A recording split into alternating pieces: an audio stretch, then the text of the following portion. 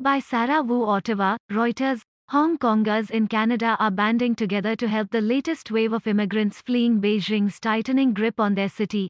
Networks across the country, some descended from groups set up after China's crackdown on Tiananmen Square protesters in 1989, are offering new arrivals everything from jobs and accommodation to legal and mental health services and even car rides to the grocery store. We are in a battle.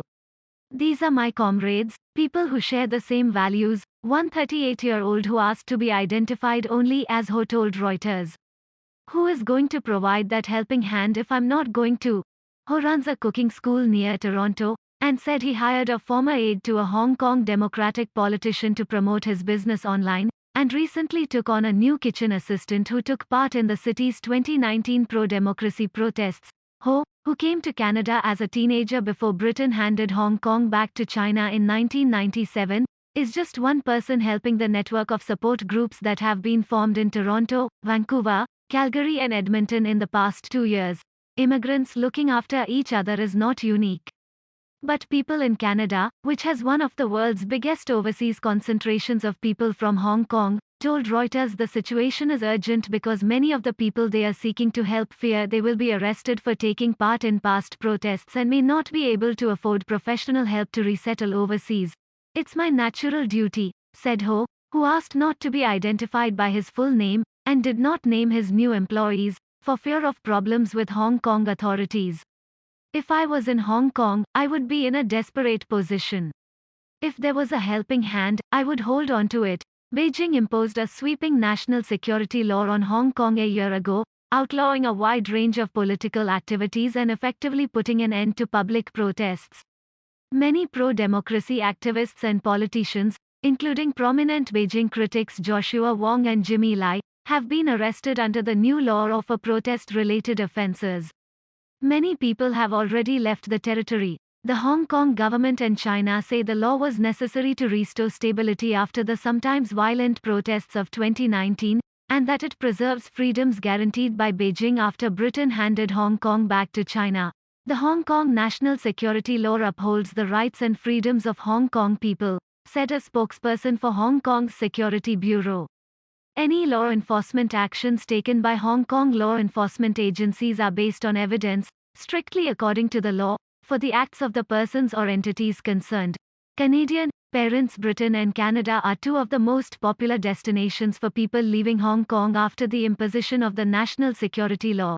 Some 34,000 people applied to live in Britain in the first 2 months after the country introduced a new fast track to residency for Hong Kongers earlier this year, according to the Migration Observatory at the University of Oxford, citing government data. About a fifth of that number applied for temporary and permanent residency in Canada in the first 4 months of this year, according to the government. The total number of Hong Kongers going to Canada is likely larger but hard to track as many already hold Canadian passports from earlier waves of emigration. Hundreds of thousands of Hong Kongers moved there in the 1980s and 1990s for fear they would lose wealth and property, or much of their freedom. After Communist Party-ruled China took back control of the city, but the city prospered and retained freedoms unavailable in mainland China, so many Hong Kongers returned home, or kept a foot in each country.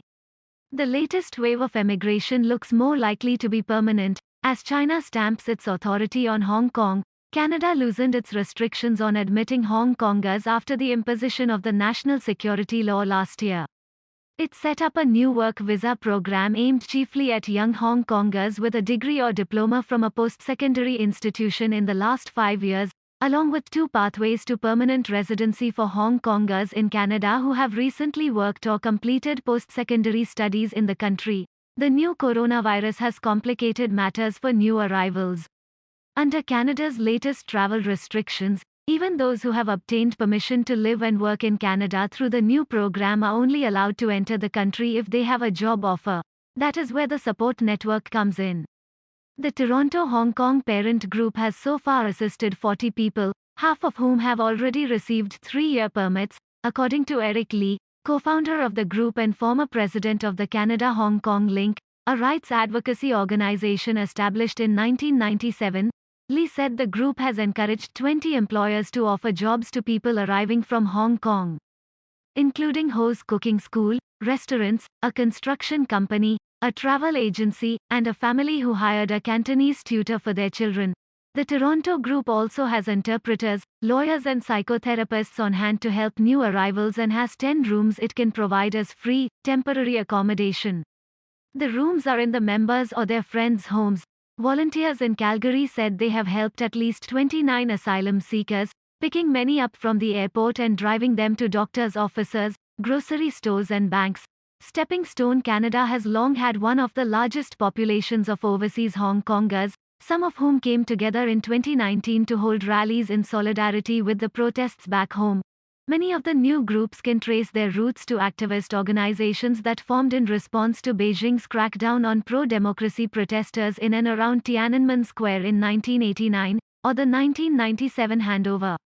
The groups already have contacts with social agencies, such as Community Family Services of Ontario or the York Support Services Network, or with churches and professionals willing to help. The Vancouver Parent Group, supported by the Vancouver Society in support of democratic movement that formed in 1989, has raised more than $80,000, $65,963, to help Hong Kong protesters settling in Canada with living costs and legal fees.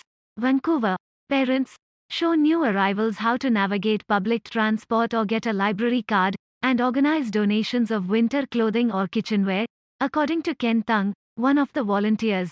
Tung said their aim is to give them a stepping stone to move on. Allison, a protester who left Hong Kong last year after many of her friends there were arrested for taking part in protests, was one of those helped by the Calgary group.